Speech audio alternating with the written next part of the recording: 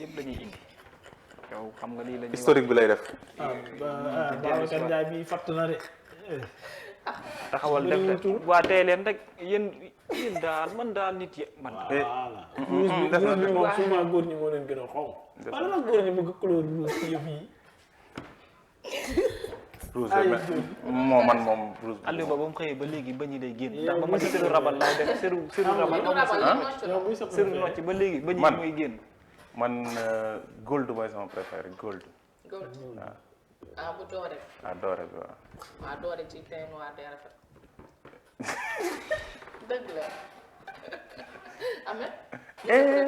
non man amu si préféré Ameth bàyyi li ngay def nag. moo yow entraîné ñàkk entraîné léewtoo yàgg mbër bi day daal lii ko la si waaye yow Babacar. merci beaucoup dañu caaxaan rek. merci beaucoup te li ma gis mooy li dafa ñëwaat dañ ko bàyyi woon. merci beaucoup. da di pratique boo xam ne dañ ko daan faral di gis. ñu bare ñuy waxtaanee moo tax booy bi. ñu bare pratique la jubut pratique bu ñu daan faral di gis la ñu bare ci ndaw ni dañ ko daan utiliser parce que bu ñu xoolee bu baax dañ ne ay séeru nocc mbeeco wala xaw ma nuñ ko duppee mais daal bari woon na loolu luñ ko daan faral di utiliser mais léegi dañ ne dafa am beneen yoon bu bees boo xam ne nii jigéen ñi wala xale jigéen dañ ko jël c'est-à-dire lii nekkoon loo xamante ni ancienneté la ñu ko daan utiliser lu bare bari mu mën ko indi wala mu mën koo sàmm ci sëy léegi dañ ko changé kenn ñi nga xam ne nag moo di professeur Massamba Gueye moom yëkkati na ay kàddum ci wàllu wi moom mi nga xam ne waaw voilà nee na fonction bi ni mel bi nga xamante ni maanaam petite pagne boobu de daanaka daan utiliser dafa nekk loo xam lu am solo la woon ci li nga xam ne moo di néegu sëy ndax lu bare bari mën na ko defee mais li ñuy gis léegi mooy lan moo tax léegi xale yi ci biir néegu sëy yi pratique yi ni mel ni nekk loo xam ne lu baax la woon lu rafet la woon li muy yàqu aussi du bari lan moo tax léegi ñi abu beneen yoon boo xam ne bu yees la di utiliser pratique yoo xamante ni daanaka day nuisible ci santé doomu aadama bi wala bu fekkente ni am na lu mu mën a defar sax mu nekk ni attirance lu bare bari la mën a jur comme conséquence yu négative moo ko ëpp lan moo waral pratique yooyu wala laa ñu mën a wékku ci yi nga xamante ni bokkoon na ci ay yi ñi mel te baaxoon lool ci wàllum déggoo wala wàllum nekkin ci biir néegu say Ameth. te yow la ñu njëkk a def paro. waa jile dañ ko gisatuñ ko lan la mën a def ci néegu sëy. non man xam nga ku nekk ak xam nga néegu sëy ku nekk ak sa néegu sëy la mënoo wax néegu sëyu jàmm mais je suis d'accord ak yow. ak waa ji nan lay sentir mbir mi mais man daal sama grand frère ba la ma waxoon sànq ma wax leen ko moo ci ne entraînement woo léewtu gudda bëre bee lépp yàgg mbër bi day taamu ndax yii yëpp daanaka as solo bëriwul te Ameth mais waaw déglu ma wax la Ameth lii sa classe gi yëpp lay gëlëmal sa classe gi yëpp lay yëngal seen bopp dama lay wax léegi waa Babacar dama lay wax Babacar da nga di gone nii gars yi bu ñu commencé bëri dañ koy sànni sa xaj da leen di gêné Ameth tey yii yëpp da leen di gêné après Ameth tey waaw mais lii bokkul ci li nit war a mën a utiliser mais lii si préliminaire la bokk tamit nag. non yaa ngi xóotal de. mais non attends dañu xóotal préliminaire bokk. yéen ñi ci xam wax leen. ma ñëw benn exemple. tey yaa des beignets ici Ameth. su ma jëloon beignet def exemple baaxul attends bàyyi ko ba mu jeexal rek. yaa des beignets tey ma ñëw jël beignet jël morceau bu waaye déet Aïssa te nga xool beneen exemple. waaw bàyyi ko mu yaa des croquettes léegi ma jël morceau bi nga lim régime ñëw jël beignet yi tegal la si wala ma jël morceau bu ñaaw ñëw tegal la si di nga lekk mais tu n'as pas envie de manger su ma jëlee assiette bi nag defar ko bu rafet teg si torchon bu rafet là tu as envie de manger. ane loxo bi. non. na ko. la tu viens à manger non mais c'est vrai. tey jii am na dafa am solo bu baax a baax. loolu bu fekkee ku góor gi fuqalewul la li ngay wax nii xam nga ku fuqale xiif. maanaam orne ñàkk orne day coob. non non. li ngay wax ku fuqalewul la. Ameth. orne dafa baax. non gis nga boo xemmee sa jabar boo ko xemmee chaque jour saa yoo xëyee di ko xemmee avec ou sans. non mais yéen tamit lu leen ku leen bàyyi attirance dafa baax ci couple. tey bu ngeen dem ba nekk 10 ans de mariage exemple. chaque jour nga fekk mu sol grand boubou musóor gis nga tey bu subaa dina ñëw sol fële grand fii. boubou musóor non mais loolu du si biir. waaw d'accord exemple tey nga ñëw sa biir néeg nga ñëw comme tous les jours d'habitude nu muy mel da ngay ñëw tëdd nelaw wala sangu sa salle de bain génn mais nga ñëw dugg sa biir néeg fekk pétale de rose yi. mais ku nekk attends ñu tegal la ay bougies. lii langage codé la lii amul wax. fii y a pas de parole. ngay ñëw. waaw léegi nag Aïssa Thiam nag dinaa la wax li may rey ndax nga noppal. waaw xam nga moo tax ma ne la néegu sëy ku nekk ak la koy rey. mais am man xam nga. non defal naa rek man ku nekk ak sa point faible. mu ngi ñëw. am na ñoo xam ne lii maanaam lii par exemple maanaam bu ma la bëggee raay nii mu dugg ci laxasu rek loolu daf may énervé maanaam dugg buumi di la jàpp nga mel ni njargoñ mooy foofu ñu naan ko def nañ nga dugal sa loxo ñu képp la dafa may énervé moo tax ma ne la néegu sëy ku nekk ak sa choix. waaw man maanaam lii dox sama digganteeg derul ndaw si bugguma dara dox ci diggante bi bugguma dara lu may gêné. ku nekk ak sa choix. mais après defal ndànk c'est que ku nekk ak nee naa sa point faible. yow lan la xanaa moom man boo bëggee ma kontaan dëgg. yow sangul woddoo sarbet bi rek dem. nga ay mën bu rek ay suuf wala ñu koy noonu sarbet bi nekk sa kaw du nga dem. baaw nga xam ne yàlla boo am zimo yi nga xamante ne ni yàlla du may ñëpp la ko may nga takkee sarbet bi foofu noonu. mu xaw a mel ni mini ci suuf. daa ko def. waaw yéen bàyyi leen seen jaaxal ku nekk ak la koy rey moo tax lii dañ discuter. waaw d'accord c'est des couleurs et des goûts quoi. non il faut ñu accepter loolu. aussi pour débat bi dem. maanaam ku nekk ak li lay yëngal. yaa ngi dégg mais nañu nangul ñenn ñi aussi li leen di yëngal comme ni ñu la yangulee yow li lay yëngal. gis nga waaw d'accord dafa nekk loo am na ñoo xam ne càqu tànk yooyu ñu leen di yëngal. waaw gis naa ko càq boobu comme gannaaw di ko moom neen toog nañ fii mu ne rew moo koy rey. waaw c'est vrai moom nee na rew.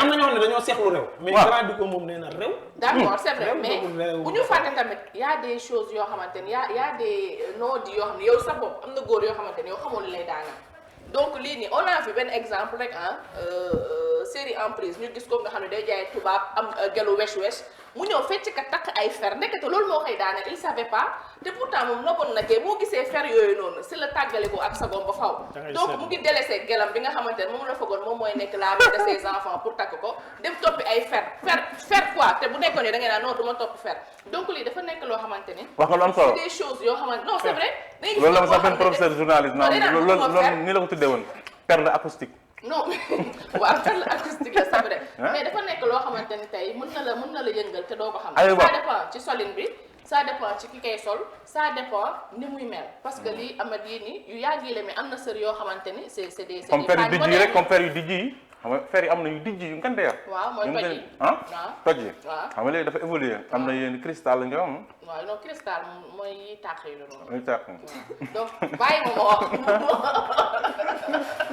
donc am na lii dafa nekk loo xam ne dafa baax si néegu sëy may waxee lii acte sans parole la parce que tey ni nga mën nga ñëw c'est pas tous les jours ngay am lii di rapport sexuel ak sa jabar tey lii boo ñëwee fekk mu sol ko ñëw toog da ngay xam ne aujourd'hui y a combat bu nekkee solo lii nag di nga xam ne aujourd'hui y a rien du tout lii lan la benn élément déclencheur boo xamante ni la c'est sans parole loolu kese c'est pas une question de bëgg nga ko wala bëgg am na ñoom ñu ko wax dañ koy sol juste pour attirer après ñu dindi ko je te donne un exemple tey jii ceebu jën li yow cadre fi catégorie ni ko bëggoo lii muy non bu ko forcer aussi ci lu mu bëggul tamit nag mais mën na ko bëgg te du ko xam bañu ko muy wallaahi mën na ko bëgg te du ko xam j'ai vu un gars mu ne bëggul cuuraay jabaram durant des mariages ba ñu am 3 doom mu ne bëggul cuuraay gel bi ko iri boobu tax ko deuxième femme cuuraay la ko daaneel cuuraay ah ilaha illallah non kon nga doon fekk te saxaasa la non mais xam nga te saxaasa la gis nga des fois mën nga bañ dara te te saxaasa la gis nga ma ñoom des fois mën nga bañ dara te doo ko xam y a des choses qui peuvent t'exciter en tant qu'homme y a des choses qui peuvent te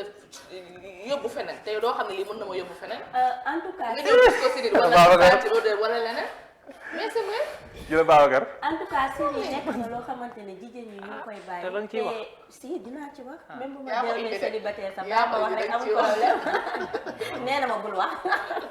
nekk na loo xamante ne gis naa ni nit ñi ñu ngi koy bàyyi bu baax a baax di dem ci nouveauté yi nga wax.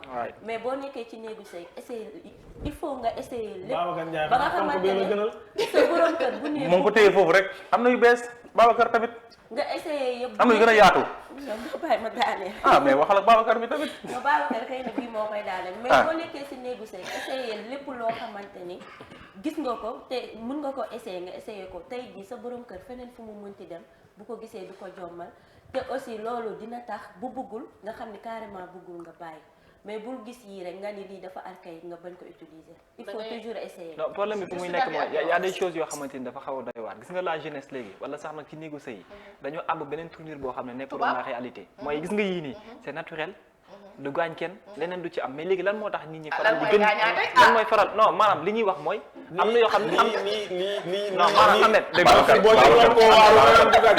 Ahmed fi may waxee mooy yenn pratique yi nga xam ne ñu ngi koy utiliser ci biir néeg yenn pratique yi ñu ngi koy utiliser ci biir néeg tey da nga dem sax daanaka ba cuuraay sax ñu ngi ko utiliser ci yeneen anam yoo xamante ni bokkul parce que bu njëkk ba jël lu toll ni àndu cuuraay teg sa cuuraay mu sàlli mu naturel ci biir néeg bi loolu nekk bokkul ak yeneen te léegi gars yi léegi pour ñu exciter góor wala yeneen lu ne la ñuy def léegi seen ay kanam wala yeneen ak yeneen façon pratique yooyu noonu ñu fas yéene abbu yees te mu nekk loo xam ne ça peut être nuisible à la santé des deux personnes que ce soit mari comme la femme yooyu moo nekk loo xam ne lu ñu war a mën a xoolaale mais ces genre de pratique yow da ngaa xóot da nga gën a xóotal débat bi parce que comme da nga yem ci fii rek non bu fekkee da nga bëgg dugg ci biir approfondir mbiri aussi non fi may waxee mooy façon ay séru rabal wala non astafurlah séru nocc ak yooyu noonu dafa nekk loo xam ne non seulement très bien dafa yomb na maanaam nekkul loo xam ne lu jafe am la mën nga ko defee naturellement voilà mais lan moo tax léegi nit ñi au lieu que ñuy jël pratique yi nga xamante ni non seulement c'est simple et c'est naturel ñi préféré di nekk ci yoo xamante ni lu yàlla xam doy na. mais ça dépend ci la dame ni mu koy utiliser. parce que dañ koy gis ci yenn vidéo yi am na ñoo xam ne dañ koy woddoo takk ay fer te jigéen yi am na lu ko yàlla may yooyu am na noo koy utiliser ça fait de l'effet beaucoup. lii la imam bi doon wax imam xam oustaz ba ca télé boobu noonu. ña ñuy takk mënote ca kaw lal ya ci la bokk aussi ci Babacar li ngay wax ni ci la bokk mënoti bëgg attirer sa yow mënote nit ci kaw lal te ab yar di xàcc di dóor mel ni ku yor fas wu ñu dàq ci saret xam nga yow doo ko dóor bu koy gaañ il faut bu paree tërgën yaram yëpp ay tërgën ki Serigne Touba mais il faut tamit xam li ñuy wax Babacar xam nga doo jël nit ki mënote ko fan di koy dóor yi koy gaañ da koy dóor yi koy ñurum taan rek. D'accord, les gis na lii. Il y a multiples façons d'avoir une attirance de la femme vers son homme. Mais est-ce que véritablement ça vaut le coup que nga jël yoo xamante ni mën nañ ko jàppee comme risque alors que y a des choses yoo xam ne c'est beaucoup plus naturel. risque moo fa ci ay mënoot. mënoote say jëkkër di dóor. Imagine toi benn crise dab la ci biir néeg bi nga daanu dee fu mu jëm moom. Serigne Touba. nga xam ne da ngaa crise wala nga téye sa jëkkër mënoote ko di dóor. jékki-jékki on ne sait jamais. mais yaa léegi benn intimité moo nekk loo xamante ne c'est très sensible. ab góor bu ñu dugal ci biir néeg sax di manote foo xam ne neew fa moo njëkk la wóor ndax xamoo ni que lan lay gasal ba bu ko bëggee nag waaw mais dafa wóorul non mais Babacar intimité dafa sensible de am na góor yoo xam ne am na góor yoo xam ne violent lañ bëgg am na góor yoo xam ne day naturel am na góor yoo xam ne lu douce lañ bëgg am na góor yoo xam ne jël ab manoot ne ko ràcc nit tey ji tey ab yar di xàcc jël yar di la dóor nag c'est ça mais ni dafa sensible dafa sensible am ñoom tey ni dañ naan di leen di saaga di leen di saaga kan nga ni la ne loo xam ci plateau ay sa càmm noonu wax donc Ahmed li moo nekkoon Fonkorinkum tey ay sa nag laal nañ ci sujet tey nag Babacar laal nga sujet dafa nekkoon à l'aise ci sujet yow mii laay wax xamul ni ma ci nekk développé na de xamul li waaw yow fu ma koy xamee te bëgguma ko wala da ngaa yaakaar dañ ma koy forcer Ahmed li moo nekkoon Fonkorinkum tey jaajëfal leen merci beaucoup dafa dig daje ba suba ak jàmm incha allah ak yeneen Fonkorinkum merci beaucoup yàlla baax na ba ñun suñu famille dañoo asthmatique ñii sinusite ba cuuraay yooyu yëpp du waaye mu yëpp woo leen kumba woo leen waaw non moo tax ma wax la sama seen loxo baax na yéen a ngi làmb di daj non ma déggoo li ma la lépp luy dox sama digganteeg làmb daj boobu ngay wax moom laa bëggul moo tax bëgguma ji lu yàlla bind der bi mu liis rafet ba dee ngay dem si ay ñagas ak ay bën ba cay lonk. c'est que lu see waral tamit sant benn plateau. ñu ne ko lan nga préféré si jigéen la. soo nuyu set waa ñu nekk ko fay toog si école naan nuyu set yow sa intimité doo ko denc. yéen ba léegi laaj leen ma ñoom préférence am ba léegi. lan mooy sa préférence moderne wala bu yàgg. man kii laa bëgg doomu kilifa laa bëgg. yow may ñu mën a doomu kilifa. am nga ful la de. doomu kilifa aji rinkum bi jeex na aji Ahmed mën ngeen a dox dem si aji ànd ak moom fële nga xam ne moom mooy bitim réew ci diaspora bi daal di xool lu ñu indil au bout du fil aji. xool vidéo bi te de. ñu ne nag am na problème nga am ak bànneex daa bañ boppam rek. daa dee si ñun bànneex moo dee si ñun booy. ayte. mais bu tey nag fële la ñu dem Italie fekk fa ki nga xamante ne moo di Kiné Dione muy wax ci li nga xamante ne moo di dañuy dem seetaan vidéo bi ñëwaat ci plateau bi.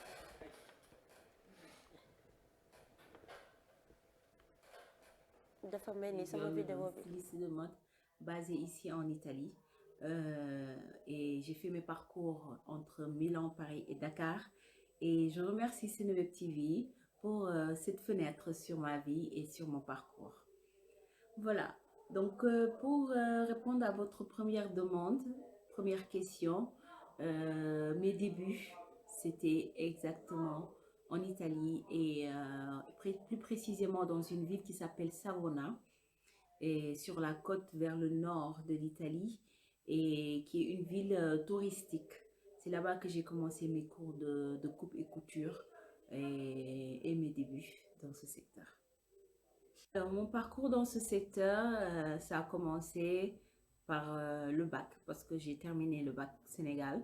Un an après, m'a fait quelques études en langue, l'Institut British Institute. C'est là que j'ai fait en Italie et rejoindre mon mari. Bi ma ñëwee ma xam ne déjà de base la langue est différente si la dugg ci affaire de mode. ma duggee ci affaire de mode def samay cours de base jóge foofu dem ci école privée de mode jóge foofu def université de mode après def sama spécialisation dans le secteur de l'industrie de la mode, de la haute couture. Voilà, donc ça a été un long parcours mais très très intéressant. Bon, les difficultés que j'ai rencontrées, c'était pas très facile pour moi d'intégrer ce milieu, surtout ce milieu de la mode. Mais c'était tout d'abord très difficile d'intégrer ou bien de m'intégrer dans cette société italienne. Déjà, la conception si noire d'une personne noire, donc c'était pas facile. Dama doon jàngi di jooy dama doon jàngi di xataraayu ni je veux pas aller à l'école parce que dama xam li ma fay fekk en termes de racisme, en termes de comportement de mes camarades d'école, parce que ils acceptaient pas pourquoi déjà de un tu es noir, de un, et tu veux en plus être styliste. Ça, c'est quelque chose qui ne pouvait pas être conçu. Voilà. Donc, lolu taxna dafa metti